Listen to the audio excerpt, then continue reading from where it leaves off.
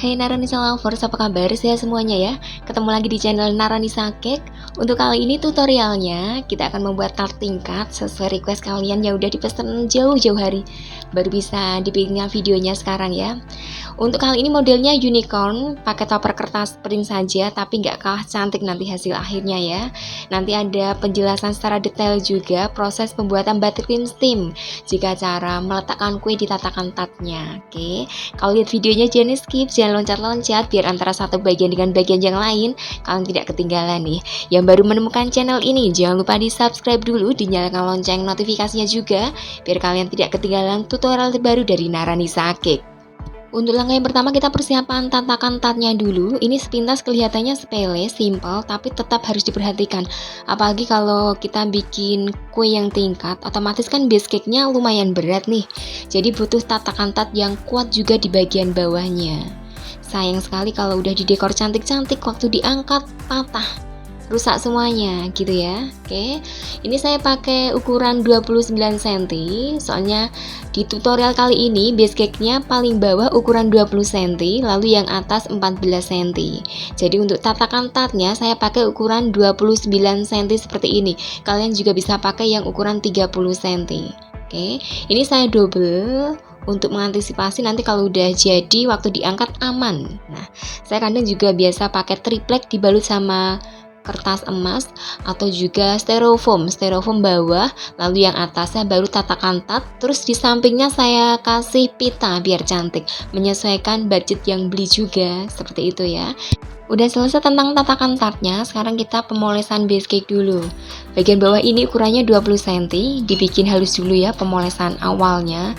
Soalnya kita nanti akan pakai teknik buttercream steam, jadi otomatis pengcoveran awalnya dibikin halus, biar nanti waktu disiram dengan buttercream steamnya bisa meluncur dengan bagus dan hasilnya juga bisa halus kayak fondant.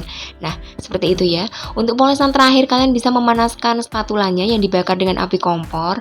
Kalau spatulanya agak hangat, nanti waktu ketemu dengan buttercream ini jadinya bagus nih, mulus kayak gini ya. Oke, nah kalau udah selesai, sekarang kita kasih penyangga di bagian tengah. Nanti ini akan ditumpuk dengan cake ukuran diameter 14 cm, biar ini tidak gampang ambles, jadi butuh penyangga. Nah, kayak gini ya, 3 sedotan pop es yang agak tebal kayak gini, ditancapkan sampai dasar tatakan, jadi menyentuh tatakannya ya. Nah, kayak gini, di 3 titik saja. Kalau kalian pakai biskuit yang agak berat, biasanya butuh penyangga yang lebih banyak juga, seperti itu ya. Jadi menyesuaikan besar biskuit yang ada di atasnya. Dan cara memotongnya seperti ini, rata dengan polesan bagian atas. Biar lebih memudahkan, ini ditarik dulu ke atas seperti ini, lalu dipotong baru ditancapkan ke bawah lagi. Oke, jadi pemotongannya jangan terlalu pendek ya. Jadi ini ukurannya setinggi polesan yang paling atas. Dan fungsi dari sedotan pop es ini untuk menyangga base cake biar tidak gampang ambles. Kalau ada beban di atasnya itu aman ya. Nah, kalau kalian pakai base cake yang lebih berat lagi, menyangganya tidak hanya cukup sekedar sedotan pop es saja, ada butuh tatakan tambahan lagi. Jadi sedotan pop es juga ditancapkan di bawah seperti ini, lalu di atasnya ditambahi tatakan tart lagi. Ukurannya itu sebesar cake yang ada di atasnya. Misalnya kita pakai diameter yang lebih besar ya, 16 cm atau 18 cm. Untuk ukuran tatakan tartnya, untuk penyangganya juga menyesuaikan, 16 atau 18 juga. Dibikin mepet. Nanti kalau udah dibalut dengan buttercream kan nggak kelihatan. Fungsinya untuk menahan beban. Nah, seperti itu ya. Kalau cake-nya kecil seperti ini, diameter 14 cm, menurut saya penyangga berupa sedotan pop es udah cukup untuk menopang gitu ya, biar nggak ambles untuk roti bagian bawahnya. Sekarang dipoles lagi ya, seperti tadi cake bagian bawah, untuk yang atas juga dibikin mulus. Nanti ini akan di cover pakai buttercream warna putih. Biasanya kalau buttercream warna putih, otomatis polesan yang pertama itu malah harus lebih tebal lagi, lebih mulus lagi, biar nanti remahan-remahannya tidak kelihatan. Nah, seperti itu ya. Kalau ada yang tanya, kalau kita pakai teknik buttercream steam, pemakaian buttercreamnya lebih boros. Memang iya sih, soalnya kita kan pemolesan awalnya dulu udah tebal, udah banyak. Belum lagi waktu memanaskan buttercream untuk mengcovernya. Nah, seperti itu ya. Tapi hasilnya memang cantik ya, daripada polesan biasa. Dan cara menempelkan aksesoris tambahin juga lebih enak sih menurut saya ya kalau kita pakai cover buttercream steam. Oke. Untuk pemolesan yang terakhir bisa dibakar pisaunya biar lebih mulus seperti ini ya. Kita masuk di step selanjutnya, memasang dowel. Dowel adalah penyangga untuk mengantisipasi biar cake ini tidak gampang roboh waktu dibawa. Untuk dowelnya saya pakai sedotan pop es yang di dalamnya saya kasih 3 tusuk sate, bisa 3, 4 atau 5 ya, kayak gini.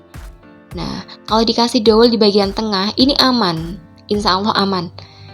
Waktu dibawa juga nggak gampang goyang-goyang seperti itu ya. Oke, kalau udah ditancapkan bisa ditutup lagi pakai buttercream biar nggak kelihatan dowelnya ya. Oh ya, untuk menancapkan dowel ini harus tembus sampai bawah, sampai menyentuh tatakan tatnya juga ya. Nah, kalau udah selesai dilap tatakan tatnya biar lebih bersih. Kalau nanti ada buttercream yang tumpah, kondisinya juga bersih, bisa dipakai untuk mendekor lagi. Sekarang kita masuk di step selanjutnya, buttercream steam. Pakai panci double yang bawah diisi dengan air, dipanaskan sampai mendidih seperti ini. Kalau udah mendidih dikecilin aja atau dimatiin sekalian biar nggak kewalan. Baru naik panci yang ada buttercreamnya. Kita akan mengcover pakai buttercream warna putih. Jadi apinya, kalau kalian masih menyalakan apinya jangan terlalu besar biar nanti tidak gosong nih panci bagian pinggirnya. Kalau nanti ikut teraduk gosongannya, nanti buttercreamnya nggak jadi putih lagi, agak-agak krem seperti itu ya. Jadi pakai api kecil saja. Kalau udah cukup cair seperti ini, matiin saja. Kita tentukan tingkat kekentalan atau keenceran buttercream di bawah saja seperti ini. Kalau masih di atas kompor, khawatirnya akan kebablasan jadi minyak. Kalau kondisinya terlalu panas ya, jadi ditaruh di bawah, diaduk-aduk cepat seperti ini. Buttercream kalau udah mencair, tapi dibiarkan di suhu ruang, kondisinya akan kembali kental lagi. Oke, jadi sesekali diaduk seperti ini, diangkat-angkat sendoknya sambil dirasakan, ini udah pas atau belum ya. Kalau udah dirasa cukup kekentalannya, nah kayak gini ya, bisa dimasukkan di dalam plastik kiloan. Kalau saya biasanya plastik kiloan, lebih ngirit. Kalau plastik segitiga biasanya untuk mendekor pakai squid, nah seperti itu ya. Plastik kiloan saja, 1 kilo biasanya saya. Nah, dimasukkan seperti ini, lalu dipotong ujungnya. Kita siap menyiram cake bagian atas dulu. Fokus di bagian tengah dulu, baru ke pinggir seperti ini ya. Kalau pengcoveran awalnya udah mulus seperti ini meluncurnya bagus, oke? Dan untuk buttercream warna putih ini kita hanya gunakan untuk mengcover bagian atas saja. Nanti yang cake bawah pakai warna merah muda. Untuk lelehannya diratakan dulu sesegera mungkin ya, jangan nunggu ini beku lagi, nanti malah susah prosesnya. Oke, sesaat setelah disiram pakai spatula diratakan untuk permukaan atasnya seperti ini ya, bisa diperhatikan videonya. Nah kayak gini. Untuk sampingnya juga ini harus diratakan lagi. Kalau nggak diratakan, nanti kalau pas kita mengcover pakai warna merah muda, nanti hasilnya nggak cantik, nggak mulus. Jadi kita semacam kayak menghaluskan untuk yang kedua kalinya nih, kayak kerja double ya. Memang prosesnya seperti ini, soalnya kita pakai cover buttercream ya, bukan fondant. Jadi harus diulang-ulang lagi. Untuk dasarnya juga harus dibikin mulus lagi, seperti di awal. Kayak gitu ya. Bisa pakai bantuan api kompor, dipanaskan spatulanya untuk lebih memudahkan dan mempercepat prosesnya ya. Nah kayak gini. Dan untuk sisi bagian samping atas lebih dirapikan lagi, soalnya nanti waktu disiram biar meluncurnya gampang nih. Sudut-sudutnya juga terlihat cantik kalau lebih rapi kayak gini. Oke. Nah, kita siap-siap masuk di step selanjutnya, memanaskan buttercream yang warna pink. Tapi sebelumnya tatakan tatnya dilap dulu ya, biar nanti kalau ada buttercream yang jatuh, kondisinya juga bersih, bisa digunakan untuk mendekor lagi. Untuk cake bagian bawah pakai pewarna merah muda. Saya pakai merek Raja Wali, dan untuk warna pink yang anggun bisa ditambahkan 2 atau 3 tetes warna merah cabai. Kalau merek Raja Wali itu ada yang merah rose, terus ada merah muda, ada yang merah cabai juga. Kalau saya biasa pakai yang merah Raja Wali itu merah cabai sama merah rose. Itu pinknya bagus. Oke, seperti ini. Jangan lupa pengadukan warnanya dibikin rata dulu ya, baru ini naik di atas kompor. Prosesnya sama, pakai panci double yang bawah diisi dengan air panas, lalu yang atas baru panci yang ada buttercreamnya. Settingan apinya pakai api kecil saja. Kalau udah dirasa cukup cair, diturunkan ke bawah seperti ini. Kita tentukan tingkat kekentalan atau keencerannya di bawah saja. Kalau saya kebiasaan di saat buttercream udah mencair sekitar 80%, saya turunkan di bawah, diaduk-aduk seperti ini ya, di bawah saja. Kalau di atas takutnya nanti malah bablas jadi cair semuanya, oke. Diaduk cepat seperti ini, sambil sesekali diangkat sendoknya, dirasakan ini udah pas atau belum ya. Kalau masih terlalu cair dan digunakan untuk menyiram, ini lapisannya jadi tipis nih. Kalau terlalu kental, susah meluncurnya. Jadi tingkat kekentalannya harus benar-benar pas dulu.